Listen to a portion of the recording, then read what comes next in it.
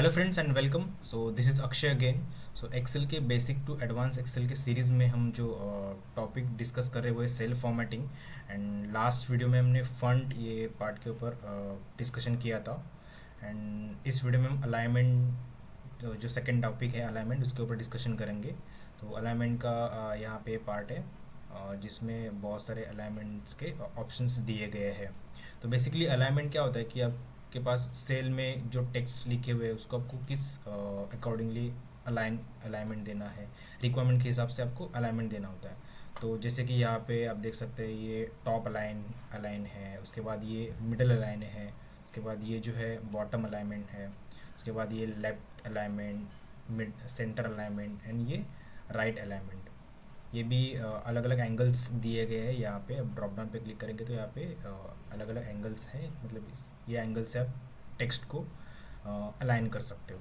तो ये समझते हैं एग्जांपल के साथ। यहाँ पे सेकंड शीट में मैंने एग्जांपल दिया गया है।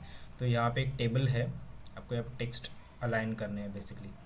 तो जैसे कि मैंने बताया था कि यहाँ पे ये टॉप अलाइन है। अगर मैं इसके ऊपर क्लिक करूँगा तो ये सब जो टेक्स्ट है वो सेल के टॉप में चला जाएगा।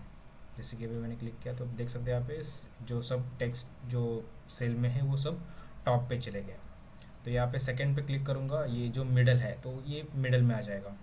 एंड ये थर्ड जो है ये बॉटम है, तो जो है बॉक्स के बॉटम में चला जाएगा। देखो ये सेल के यहाँ पे बॉटम में चला गया जो भी टेक्स्ट लिखा हुआ है। उसके बाद सेकेंड लाइन में यहाँ पे लेफ़्ट अलाइनमेंट है। अगर मैं इसके लेफ़्ट के ऊपर क्लिक करता हूँ जो भी सारा टेक्स्ट है वो सब लेफ़्ट में चला जाएगा। उसके बाद ये सेंटर है, तो ये टेक्स्ट जो है बीच में चलाएगा सेंटर में। उसके बाद ये जो है लेफ़्ट अलाइन राइट अलाइनमेंट, अगर इसके ऊपर मैं क्लिक करता हूँ तो पूरा टेक्स्ट है वो राइट साइड में चला जा रहा है।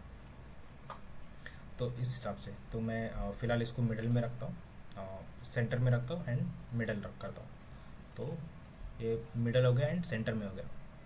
उसके बाद ये अलग अलग एंगल्स दिए गए, आपको टेक्स्ट को अलग अलग एंगल्स में आपको अलाइनमेंट करना है। जैसे कि फॉर एग्जांपल ये टेक्स्ट में साइड में ले देता हूँ यहाँ पे एरर कोड। अगर मैं यहाँ पे उसको ये फर्स्ट करूँगा तो आप देख सकते हैं जो है इस तरह से अलाइनमेंट हुआ है। देखो एरर कोड, तो पूरा सेल ही इस तरह से अलाइन हुआ है। अगर कोई और अलाइनमेंट करता हूँ वर्टिकल टेक्स्ट तो ये वर्टिकल हो जाएगा, आप देख सकते हैं यहाँ पे ये वर्टिकल हो गया इस तरह से। इसके बाद कोई और अलाइनमेंट अगर करते हैं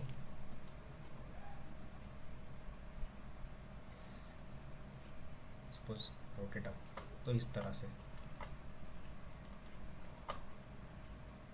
तो ये अलग अलग एंगल वाइज भी अलाइनमेंट हम टेक्स्ट के कर सकते हैं।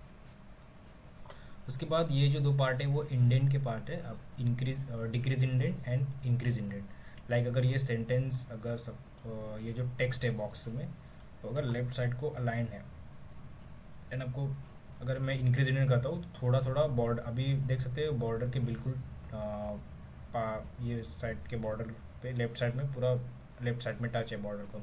अगर मैं इसको इंक्रीज इंडेंट करता हूँ तो थोड़ा थोड़ा उसमें बॉर्डर में और इसमें टेक्स्ट में जो यहाँ पे अंदर लिखा हुआ है उसमें थोड़ा सा डिस्टेंस आ जाएगा। जैसे कि इंक्रीज इंडेंट करता हूँ थोड़ा सा हो गया।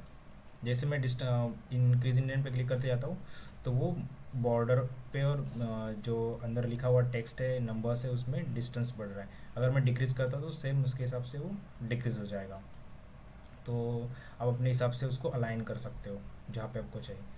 तो सेम अगर वो सपोज पूरा टेक्स्ट जो है राइट साइड में अगर है अलाइन, तो अभी अगर इंक्रीज इंडेंट करोगे तो राइट हैंड साइड से वो डिस्टेंस जो है बॉर्डर से वो इंक्रीज़ हो जाएगा। यहाँ पे आप देख सकते हैं राइट साइड में इंक्रीज़ हो रहा है डिस्टेंस। सेम अगर मैं डिक्रीज़ करता हूँ तो डिक्रीज़ हो रहा है इस तरह से। तो ये इंक्रीज इंडेंट और डिक्रीज इंडेंट है। तो इस तरह से आप टेक्स्ट को अलाइन कर सकते हो। फिलहाल मैं मिडल में और सेंटर में रखता हूँ। उसके बाद यहाँ पे दो पार्ट है, wrap text and merge centre. तो ये अगर टेक्स्ट है मैं इसको बाजू में पेस्ट कर लेता हूँ, इस सेल में पेस्ट कर लेता हूँ।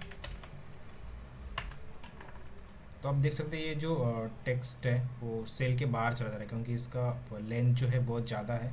तो एंड यहाँ पे कॉलम का जो विड्थ है वो कम है, इसके लिए ये जो टेक्स्ट है वो सेल के बाहर चला जा रहा है। लेकिन आपको ये से कॉलम का विड्थ बढ़ाना नहीं है, ये जो अंदर जो टेक्स्ट लिखा हुआ है वो आपको इसी सेल में एडजस्ट करना है। तो इसके लिए रैप टेक्स्ट का इस्तेमाल कर सकते हैं। तो यहाँ पे मैं क्लिक करके अगर रैप टेक्स्ट करता हूँ तो आप देख सकते हैं ये सेल में एडजस्ट हो रहा है। अगर मैं इसको रो का हाइट थोड़ा सा बढ़ा लेता हूँ तो आप देख सकते हैं ये एक ही सेल में एडजस्ट हो रहा है।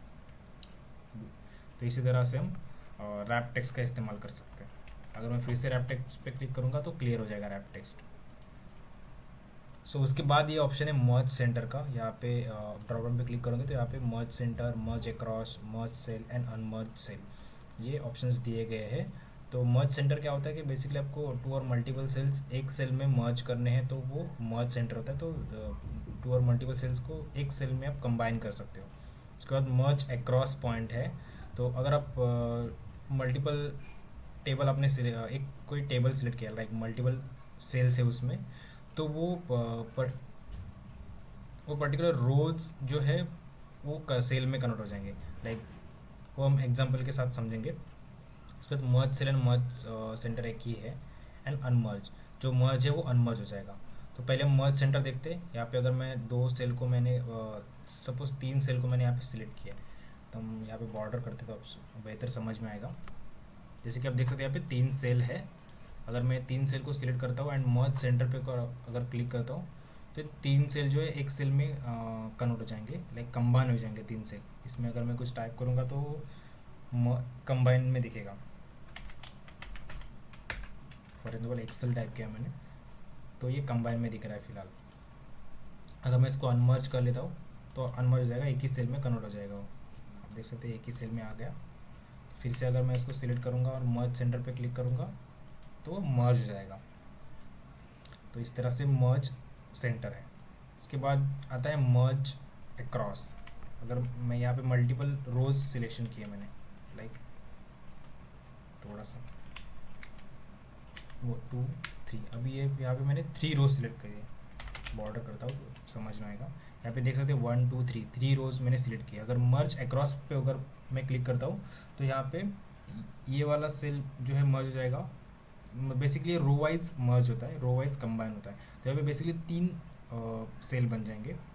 ये फर्स्ट ये वाला मर्ज हो जाएगा, उसके बाद ये सेकंड यहाँ पे मर्ज होएगा, उसके बाद ये थर्ड यहाँ पे मर्ज होएगा। फॉर एग्जांपल यहाँ पे मर्ज अक्रॉस पे अगर मैं क्लिक करूँगा आप देख सकते हैं यहाँ पे ये तीन सेल कंबाइन हो गए, ये तीन सेल यहाँ पे कंबाइन हो गए एंड ये तीन सेल यहाँ पे कंबाइन हो गए। तो इस तरह से मर्ज अक्रॉस है। उसके बाद अगर मैं अनमर्ज करता हूँ सिलेक्ट करके, अगर मैं अनमर्ज करता हूँ तो जो है मर्ज किया हुआ वो हट जाएगा, अनमर्ज हो जाएगा सब। तो देख सकते हैं यहाँ पे अलग अलग सेल पे मैं क्लिक कर पा रहा हूँ तो अनमर्ज हुआ है। तो इस तरह से मर्ज सेंटर का इस्तेमाल कर सकते हैं। तो ये था अलाइनमेंट पार्ट। तो इस तरह से आप टेक्स्ट को अलाइन कर सकते हैं आपके रिक्वायरमेंट के हिसाब से। So that's all for today's video. Thank you so much.